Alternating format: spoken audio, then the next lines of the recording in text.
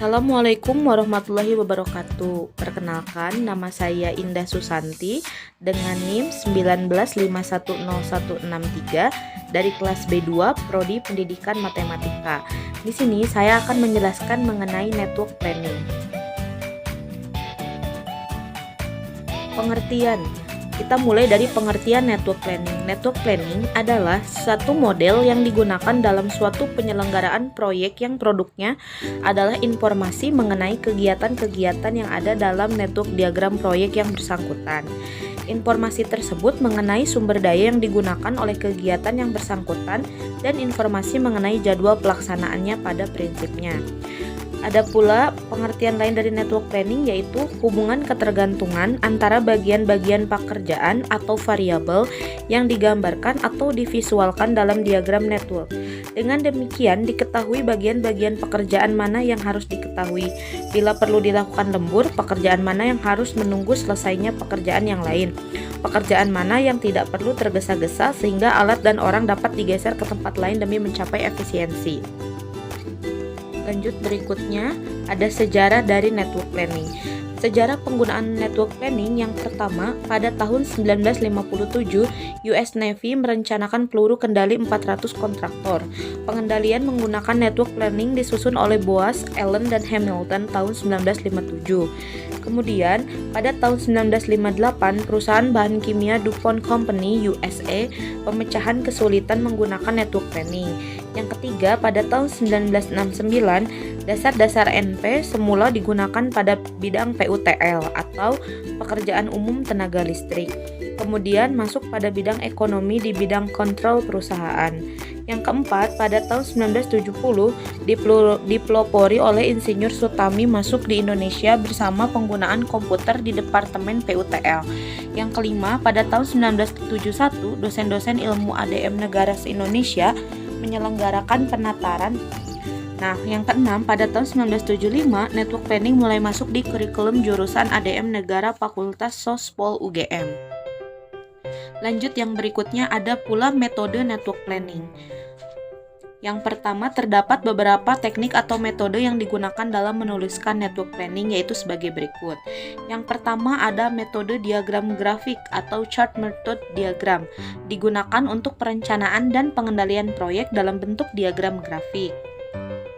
Yang kedua, teknik manajemen jaringan atau network management teknik, digunakan untuk perencanaan dan pengendalian proyek berbasis teknologi informasi atau IT. Yang ketiga, prosedur dalam penilaian program atau program evaluation procedure, digunakan untuk merencanakan, mengendalikan, dan menilai kemajuan suatu program. Ada pula analisis jalur kritis atau critical path analysis, digunakan untuk penjadwalan dan mengendalikan sumber daya proyek. Ada pula metode jalur kritis atau critical path method, digunakan untuk menjadwalkan dan mengendalikan proyek yang sudah pernah dikerjakan, sehingga data, waktu, dan biaya setiap unsur kegiatan telah diketahui oleh evaluator. Ada pula teknik menilai dan meninjau kembali atau program evaluation and review technique, digunakan pada perencanaan dan pengendalian proyek yang belum pernah dikerjakan. Oke, kita lanjut. Berikutnya kita masuk di simbol dan aturan. Simbol-simbol yang biasa digunakan dalam menggambarkan suatu network planning sebagai berikut. Yang pertama itu ada anak panah, contohnya seperti ini. Nah, simbol anak panah itu menunjukkan sebuah kegiatan atau aktivitas, di mana pengertian kegiatan adalah segala tindakan yang memakan waktu tertentu dalam pemakaian atau penggunaan sejumlah material, tenaga kerja, serta peralatan produksi yang ada. Kepala anak panah menunjukkan arah tiap kegiatan, yang menunjukkan bahwa suatu kegiatan dimulai pada permulaan dan berjalan maju sampai akhir dengan arah dari kiri ke kanan. Yang berikutnya ada lingkaran. Nah, bentuknya seperti ini. Simbol lingkaran itu menunjukkan suatu kejadian atau event, baik kejadian atas berakhir atau selesainya suatu kegiatan tertentu, atau kejadian dimulainya kejadian yang lain. Jadi, dalam hal ini berarti bahwa satu simbol lingkaran itu sekaligus menunjukkan dua buah kejadian, yaitu kejadian selesainya kegiatan yang satu serta dimulainya kegiatan yang lain. Titik awal dan akhir dari sebuah kegiatan karena itu dijabarkan dengan dua kejadian yang biasanya dikenal sebagai kejadian kepala dan ekor. Kegiatan-kegiatan yang berawal dari saat kejadian tertentu tidak dapat dimulai sampai kegiatan-kegiatan yang berakhir pada kejadian yang sama diselesaikan. Oke, kita lanjut lagi ke yang berikutnya. Di sini ada anak panah putus-putus, gambarnya seperti ini. Nah, simbol anak panah yang terputus-putus itu menunjukkan kegiatan semu atau dummy activity yang digunakan untuk memperbaiki logika ketergantungan dari gambar diagram Nektul. Jadi sebenarnya kegiatan tersebut tidak ada, akan tetapi hanya digunakan untuk mengalihkan arus panah guna memperbaiki kebenaran logika urutan kegiatan proses produksi. Kegiatan semu itu memiliki 3 sifat, yaitu waktu yang digunakan untuk melakukan kegiatan tersebut adalah relatif sangat pendek dibandingkan dengan kegiatan biasa. Oleh karena itu, maka kegiatan semu ini dianggap tidak memerlukan waktu. Menentukan boleh tidaknya kegiatan selanjutnya dilakukan. Hal ini berarti bahwa apabila kegiatan semu itu belum selesai, maka kegiatan selanjutnya belum boleh dimulai. Yang ketiga, dapat mengubah jalur kritis dan waktu kritis. Aturan yang digunakan dalam menggambar network planning adalah sebagai berikut. Di antara dua kejadian yang sama, hanya boleh digambarkan satu anak panah. Nama satu aktivitas dinyatakan dengan huruf atau dengan nomor kejadian.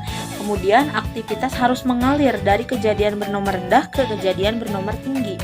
Diagram hanya memiliki sebuah saat paling cepat dimulainya kejadian initial event dan sebuah saat paling cepat diselesaikan kejadian atau terminal event. Berikutnya adalah sejarah analisis jalur kritis. CPM dikembangkan di akhir tahun 1950-an oleh James A. Kelly dari Remington Rand and Morgan R. Walker dari Dauphin.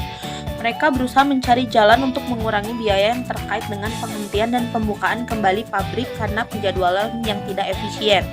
Dengan memastikan bahwa tugas-tugas yang dapat dilakukan pada waktu yang tepat, alih-alih menambah masalah dengan tenaga kerja tambahan, mereka menemukan bahwa pembengkakan biaya dapat dihindari. Kelly dan Walker menerbitkan makalah tentang penelitian mereka di tahun 1959. Meskipun Dauphin tidak lagi menggunakan teknik ini setelah tim manajemen yang bertanggung jawab atas hal tersebut berganti.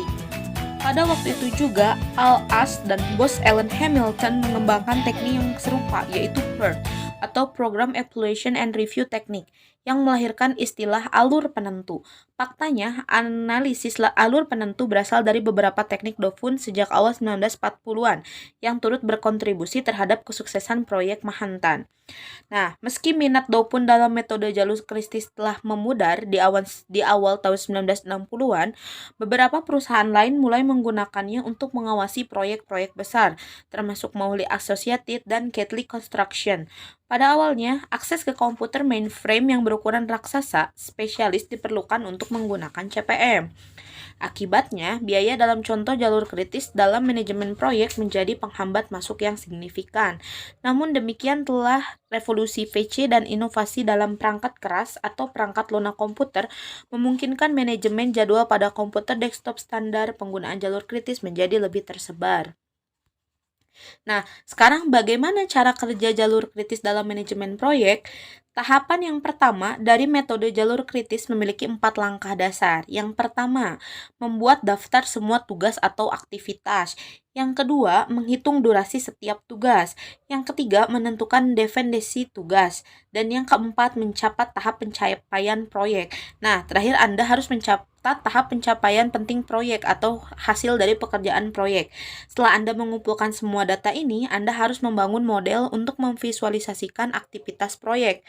Ada beberapa model yang berbeda yang dapat Anda gunakan, mulai dari grafik yang simple dan diagram jaringan sampai tampilan Gantt chart. Selanjutnya, menggunakan model ini, Anda dapat mengerjakan jalur kritis dari proyek itu sendiri. Sebagai pengingat, itulah jalur terpanjang dari aktivitas yang direncanakan hingga akhir dari proyek, serta tanggal atau waktu paling cepat atau paling akhir dari setiap aktivitas dapat memulai tanpa membuat proyek menjadi terlambat. Ini juga akan menunjukkan kepada Anda durasi terpanjang yang diperlukan agar proyek selesai. Setelah Anda mengerjakan jalur kritis, Anda dapat mengidentifikasi item apa yang merupakan aktivitas kritis dan mana yang memiliki ambangan total, dapat tertunda tanpa memperpanjang durasi proyek. Anda selanjutnya dapat menggunakan informasi ini untuk melacak cepat tugas-tugas tertentu, memperpendek waktu proyek jika perlu, dan mengelola hambatan sumber daya secara lebih efektif. Nah, mungkin sekian pemaparan network planning dari saya. Terima kasih atas perhatiannya. Wassalamualaikum warahmatullahi wabarakatuh.